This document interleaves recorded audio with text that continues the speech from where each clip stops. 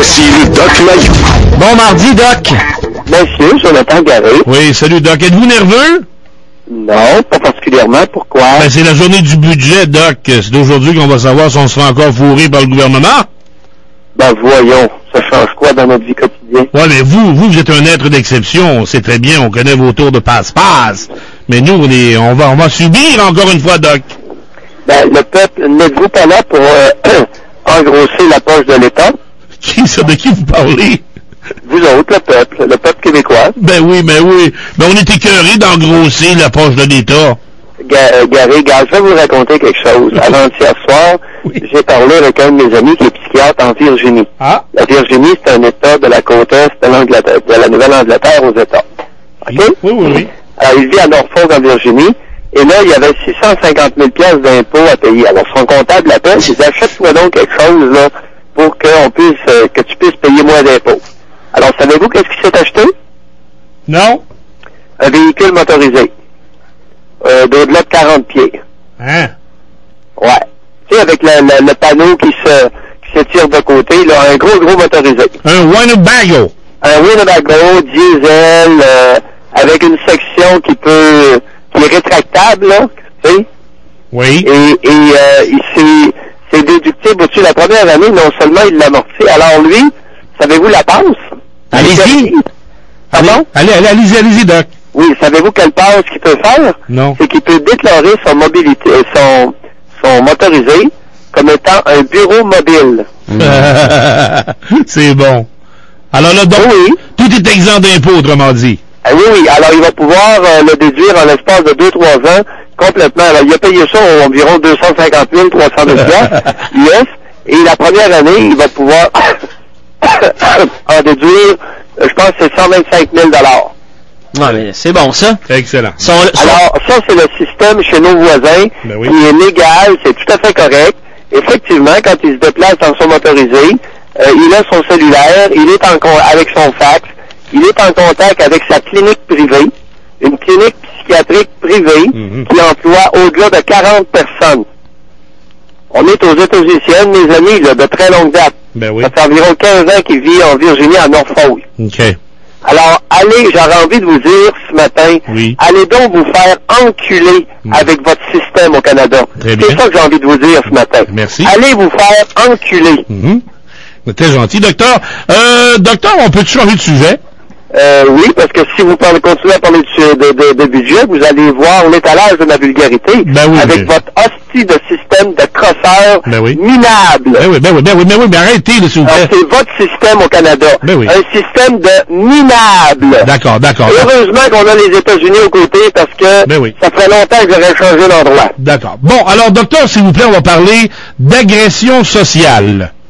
Oui. Ça vous dit quelque chose? Oui. On apprend que les enfants qui se livrent à de l'agression sociale sur des camarades sont influencés dans une proportion de 77% par des amis et même par des adultes. Oui. Intéressant, docteur. C'est vrai, c'est maintenant confirmé. On appelait ça la pression des pairs, PAIRS.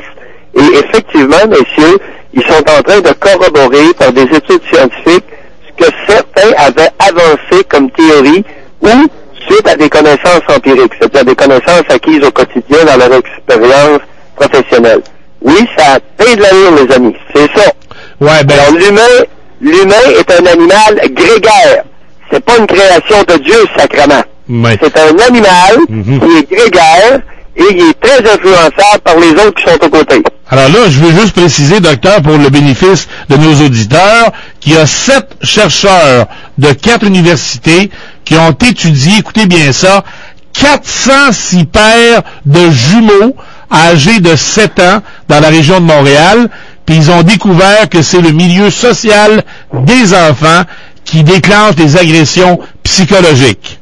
Oui. Alors, ce que ça veut dire concrètement, quand vous avez un sacrement de morveux qui rôde autour de votre enfant qui a de l'allure, soyez prudents, les cons, parce que le morveux va entraîner votre enfant. Alors, les crottés ont plus d'influence que le bon monde. C'est ça que ça veut dire. Vous êtes en Et feu. quand un crotté décide de faire des mauvais coups, il va entraîner d'autres gamins qui ont de l'allure avec lui. Oui. C'est ça que ça veut dire concrètement. Alors, pourriez-vous, s'il vous plaît, identifier les crottés et les non-crottés? Ben oui. C'est la prochaine Le étape. respect des délinquants, là, Oui. puis des crottés, ça commence à me faire chier. Je comprends. Ben, M'avez-vous bien compris? oui, docteur. Les crottés puis les morons puis les idiots à l'avant-scène de la société. D'accord. J'en ai plein l'anus. Ben, je vois bien ça. Jonathan, est-ce que tu veux entamer une autre discussion? Ben, je veux juste peut-être enchérir dans le dossier que tu amènes. Est-ce que, Doc, l'enfant qui va bien, qui peut être victime justement d'une certaine influence d'un crotté, comme vous dites, est-ce que lui a de fortes chances ou des risques, devrais-je dire, d'en devenir un lui aussi? Non, pas du tout. OK. Non, c'est ça que l'étude démontre. Vous pouvez entraîner facilement des bons enfants à commettre des gestes délinquants.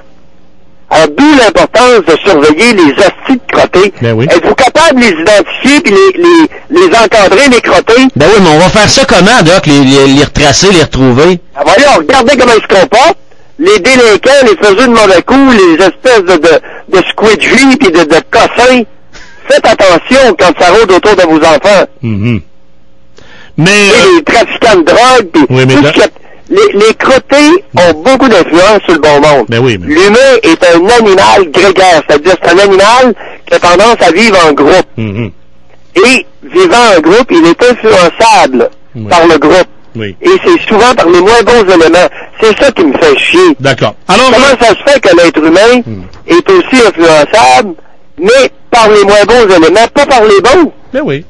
Mais... Oh, dis, c'est oui. non ben plate, cette affaire-là. Ben, je comprends, on n'en parlera plus. Hey, docteur! Oui, non. Quoi? Gary, Quoi? raison de plus pour en parler. Oui, mais je parle à matin, là. Pour l'instant, on y reviendra une autre fois. À ta guise, mais oui. tu touches un point extrêmement important Ben oui. qui est relié intimement à tout l'équilibre d'une collectivité. D'accord. Docteur, j'aimerais en terminant pour conclure cette intéressante discussion ce matin, conclure avec le dossier du Cégep de Saint-Jérôme. Avez-vous entendu parler de la danse poteau? Oui. OK. Alors, Joe, as-tu entendu parler? Ben, raconte-moi un peu, là, c'est vague, j'ai vu passer quelque chose, mais j'ai pas levé le son. Ben moi, tu me connais, Jonathan, j'ai un certain attrait pour les stripteaseuses. Oui. Et une ex-stripteaseuse qui, malheureusement, ne pourra pas donner de cours au Cégep de Saint-Jérôme, elle voulait montrer, docteur, aux filles et aux gars niaiseux, comment on dansait, comment on danse. Mais c'est une prof de quoi? Pardon? Est-ce que c'est une enseignante de quoi? Non, c'est une ancienne danseuse qui a offert ses services, Joe, au Cégep. Ah, ouais. Oui, oui. Puis ils l'ont pris? Ben non, ça a été refusé. OK, mais pourquoi on en parle? Bon, on en parle parce que ça fait une grosse histoire. Le docteur n'avez pas entendu parler, vous? Oui. Et je trouve ça tout à fait correct. OK. Donc, regardez les gars, c'est que la sexualité féminine au Québec est dans le trou. Ah bon? La sexualité féminine au Québec est encore beaucoup trop écrasée. La sexualité féminine au Québec n'est pas épanouie. Voilà.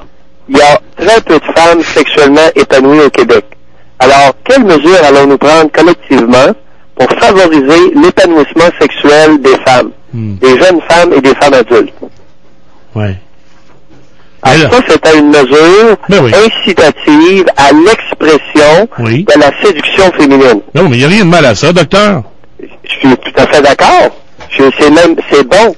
Bon. Alors, ce qui arrive, c'est que, oui, d'aucuns pourraient dire que c'est un peu maladroit, mais avez-vous quelque chose de mieux à offrir, quelque chose qui va permettre, qui va inviter les jeunes femmes à davantage s'exprimer dans leur sexualité de femme? Oui, mais c'est des cours de danse érotique, docteur. Moi, de me faire servir mon souper par ma femme qui danse une danse érotique, c'est intéressant. Beaucoup mieux que de la voir marcher, taper du pied, être en beau joie le vert après moi. Oui. Ben oui. Mais parce qu'il y a énormément de répression. La religion catholique empêchait les femmes d'atteindre l'orgasme. Oui. Bon. Alors ça, pour ceux qui ne s'en rappellent pas, là, ça, c'est les mères des femmes de 40 ans actuellement, là. Oui, oui. Les femmes de 40 ans, là, elles ont des titres. Ben oui. Et la masturbation féminine est encore très mal vue dans notre société. Bon. Alors, il y a beaucoup, même si la religion catholique est disparue, il y a toutes les espèces de folles qui n'arrête pas de parler de l'hypersexualisation des petites filles. Mm-hmm. Derrière l'hypersexualisation des petites filles, dont on parle tant et qu'il y en a si peu, il y a une répression larvée de la sexualité féminine. Oui. Et il y a cet homme du côté de Montréal, je pense qu'il est allé d'une initiative, celle d'utiliser des objets de torture, mais ça a mal tourné, là. Il y a une femme qui est morte, hein? Avez-vous pris ça? Non, lequel, là? Jeu sexuel fatal, il y a une femme de 39 ans qui a perdu la vie après une relation sexuelle avec son conjoint. Oh boy! Ouais. Moins niaiseux qu'on pensait, docteur? Oui, à titre de collectivité, c'est qu'on a avantage à se demander quel est le niveau d'épanouissement moyen des femmes au Québec dans leur sexualité. Oui. Et là, j'ose espérer que ce que je suis en train de dire va être acheminé au Conseil du statut de la femme et au groupe de pression féminin. Oui. Parce que s'il y a une sphère que ces femmes-là ont négligée, c'est bien la sexualité féminine. Ben oui. Ben ici, docteur, écoutez, on a eu Tangerine Dream, qui est venu donner une série de spectacles au Red Light à Val d'Or, et il y avait les bonnes vieilles dames Sainte-Anne dans la salle qui prenaient des notes et qui ont été déposées une plainte à la police. Ouais. Ben c'est ça. On est encore là. Ben oui. Et je ne dis pas que les danses poteaux sont souhaitables dans l'enseignement au cégep, c'est pas ça que je dis. Non. Ce que je dis, c'est un beau signal d'invitation des jeunes femmes à explorer leur sexualité, à vivre leur sexualité. Mais est-ce que c'est vrai qu'on vous a approché pour donner le cours au cégep Pomme de douche 101, Doc? Non, mais écoutez, tant que j'aurai le privilège de m'adresser à des médias là, publics, je vais répéter que la masturbation chez les jeunes femmes est vraiment importante. D'accord.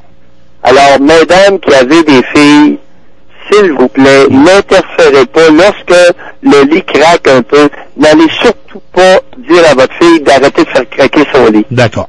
Bon, ben c'est là-dessus, docteur, qu'on va s'arrêter. Merci infiniment de votre présence comme d'habitude. Et est-ce qu'on se reparle demain, oui? Bonne réflexion, monsieur. Au revoir, docteur. Bye. Ciao, Doc.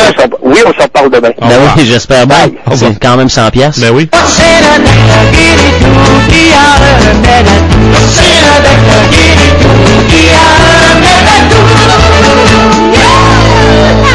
Le Doc Mayou. Du lundi au vendredi à 8h05 et 17h45. À GoFM, Latitude Rock.